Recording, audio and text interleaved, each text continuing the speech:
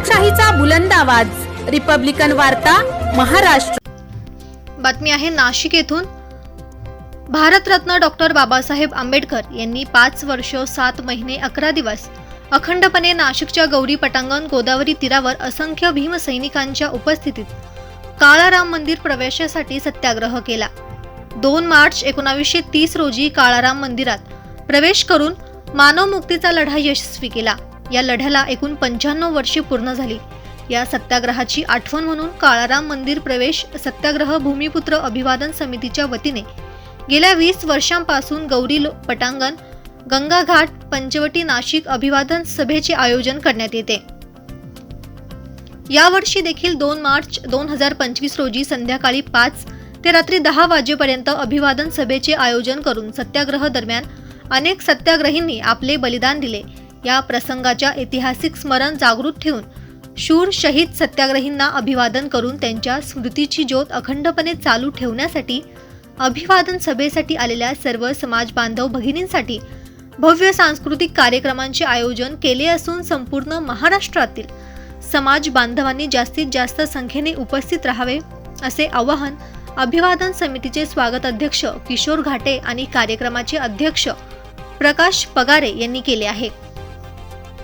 या प्रसंगी पत्रकार परिषदेमध्ये निमंत्रक फकीरा जगताप, प्रमुख निमंत्रक सनीभाई रोकडे, भिवानंद काळे, धीरज शृंगारे, संजय साबळे, बाबा चव्हाण, बाबा सानप, गोविंदराव गायकवाड यांच्यासह काळाराम मंदिर प्रवेश सत्याग्रह भूमिपुत्र अभिवादन समिती नाशिकचे पदाधिकारी, भीमसैनिक मोठ्या संख्येने उपस्थित होते। आणि नंतर डॉक्टर बाबासाहेब आंबेडकरांच्या धर्तीवर सर्व भीमगीताचा कार्यक्रम। राम मंदिराकडे जाणार नाही साहेब, आम्ही मला वाटतं गेल्या 15-20 वर्षापूर्वी आम्ही राम मंदिरावर गेलो आणि त्यावेळेस सुधीर महंत आजही आहे। सुधीर महंतांना भेटलो। सुधीर महंतांनी सांगितलं, घाटे साहेब म्हणे माझ्या आजोबांनी जी चूक केली ती मी कदापि आता करणार नाही। हे त्यावेळेस तर त्यांचं वाक्य होतं, आजही माझ्या कानामध्ये गुणगुणतंय आणि त्यांच्या शब्दामध्ये जी रसवंती आज आता तो काळ राहिला नाही, प्रकार राहिला नाही, तो भाग तर गेला। परंतु बाबासाहेबांनी ते काम केलेले त्यांचं जे आहे केलेल्या कामाची पावती येणाऱ्या पिढीला हे समजलं पाहिजे, बहुजनांना समजलं पाहिजे का बाबासाहेबांना का करावं लागलं। हे करण्यासाठी आम्ही सगळेजण हे करत असतो। याच्या पुढे मला वाटतं का पूर्ण कार्यक्रम गौरी पटांगणावरच होईल। पूर्ण कार्यक्रम हा गौरी पटांगणावरच होईल। हो, राम मंदिरावर काही नाही। राम मंदिराचे नाही, राम मंदिरावर कुठल्याही प्रकारचा आम्ही आधी कधीतरी जातो, वेळ भेटल्यानंतर जातो, तो भाग फार नंतर। पण 2 मार्चला ज्यांनी ज्या ठिकाणी आपला तो राम मंदिराच्या बाजूला जो स्मृती स्तंभ काय तर त्याला काही अभिवादन करायला वगैरे जात नाही। आणि आम्ही त्याच्या आदल्या दिवशी पण जाऊ शकतो। म्हणजे अभिवादन करायचं म्हटलं तर आधी जाऊ शकतो, मंदिराला जायचं असलं तर आधी जाऊ शकतो, 2 मार्चला जाऊ शकतो। परंतु त्या ठिकाणी गर्दी करण्यापेक्षा त्या ठिकाणी कुठल्या प्रकारचं काही अनुचित प्रकार घडू नये आणि 2 तारखेला हे असं न घडण्यासाठी आपण प्रयत्न करतो, घडू नये म्हणून आपण तिथे हे करतो की जिथं बाबासाहेबांनी खरंच सत्याग्रहाला सुरुवात केली आणि ते सत्याग्रहाचं ठिकाणच मूळ ते त्याच्यामुळे आपण काही कुठं आवश्यकता मला तरी वाटत नाही। आपण आता बोलला वरांनी गोळा करून कार्यक्रम करू नये, नेमकी वरांनी गोळा कोण करतंय? नाही, मी आता ह्या सगळ्या गोष्टी कुणाबद्दल टीका टिप्पणी करण्यामध्ये मला काही स्वार्थ नाही, स्वार्थ पण नाही। आणि तुम्हालाही चांगल्यापैकी माहिती आहे कोण करतं काय कोण नाही करत हे मी काही सांगण्याची आवश्यकता नाही। उपस्थित मित्रांनो, त्यांचा सत्याग्रह भूमिपुत्र अभिवादन समितीच्या वतीनं नाशिक शहरामध्ये 2 मार्च 1930 साली डॉक्टर बाबासाहेब आंबेडकरांनी जी घोषणा केली त्या घोषणेच्या अनुषंगाने या 2 मार्च 2025 रोजी 95 वर्ष पूर्ण होत आहे आणि म्हणून या ठिकाणी 2 मार्चला काळाराम मंदिर सत्याग्रहाचा जो लढा गेल्या अनेक वर्षापासून आम्ही सुरू केला आहे त्या लढ्याला मला वाटतं आज 95 वर्ष पूर्ण होत आहे 2 मार्चला। आणि हे करण्याचं कारणच असं आहे की बाबासाहेब आंबेडकरांनी 2 मार्चला 5 वर्ष 7 महिने आणि 11 दिवस एवढा मोठा लढा लागलेला आहे लढा करण्याला। आणि त्या लढ्यासाठी जे शहीद झाले त्या शहीदांना भावपूर्ण श्रद्धांजली वाहणं अत्यंत गरजेचं आहे. आणि म्हणून आम्ही त्या ठिकाणी भावपूर्ण श्रद्धांजली वाहण्यासाठी नाशिकमध्ये, नाशिक जिल्ह्यातील पूर्ण विभागातील सर्व रहिवासी लोक, बौद्ध बांधव, बहुजन हे सर्व लोक त्या ठिकाणी येत असतात. आमचा विषयच असा आहे की जेणेकरून येणाऱ्या पिढीला समजलं पाहिजे की डॉक्टर बाबासाहेब आंबेडकरांनी एवढी मोठी घोषणा केली आणि ते घोषणेचं ब्रीद आपण लोकांपर्यंत पोहोचवणं अत्यंत गरजेचं आहे.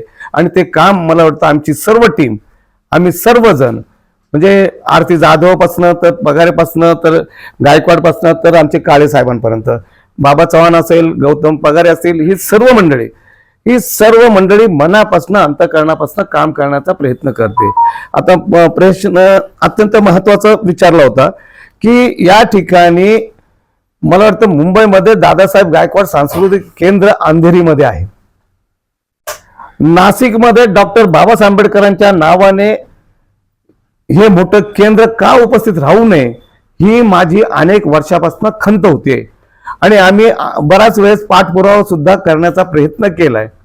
ज्या ठिकाणी शासनाची जागा सुद्धा आम्ही प्रयत्न करतो की ती जागा आम्हाला कशी मिळेल आणि जागेचा फायदा येणाऱ्या पिढीला, मग तो कुठल्याही जातीचा असो, कुठल्याही धर्माचा असो, कुठल्याही पंथाचा असो, त्या ठिकाणी इन्स्टिट्यूट, त्या ठिकाणी टेक्निकल कॉलेज, त्या ठिकाणी मुलीला शिकण्यासाठी इन्स्टिट्यूट तयार करायचे, त्या मुलगा त्या ठिकाणून डॉक्टर कसा बाहेर पडेल, इंजिनियर कसा होईल, या सगळ्या गोष्टीचं माझ्या डोक्यामध्ये अनेक वर्षापासून आहे.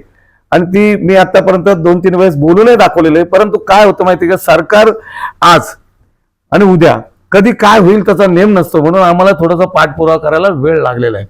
आणि जर कदाचित हे जर सगळं झालं तर डॉक्टर बाबासाहेब आंबेडकरांच्या नावाने आपल्याला मोठा प्रकल्प त्या ठिकाणी उभा करता येईल, मोठा इन्स्टिट्यूट उभा करता येईल, मोठं कायद्याचं घर तिथं निर्माण करता येईल, मोठं विद्वानांचं घर तिथं उभं करता येईल. यासाठी आमचा खूप मोठा प्रयत्न आहे सर्वांचा. पण काही गोष्टीत शासनाकडे आम्ही पाठपुरावा करण्यासाठी कमी पण पडत असेल, हे पण मान्य करणं गरजेचं आहे. आणि त्या पाठपुरावा करण्यासाठी कमी जर पडत असेल तर आम्हाला त्या ठिकाणी जागा उपलब्ध आहे करून देण्यासाठी शासन पण आम्हाला मदत करेल, आम्हाला त्याची शाश्वती. परंतु त्यासाठी आम्ही सगळेजण एकत्र जर आलो तर मला वाटतं हा लढा पुढे घेऊन जाऊ आणि तिथे इन्स्टिट्यूट उभी राहील बाबासाहेबांच्या नावाने, हे मला चांगलं माहिती आहे.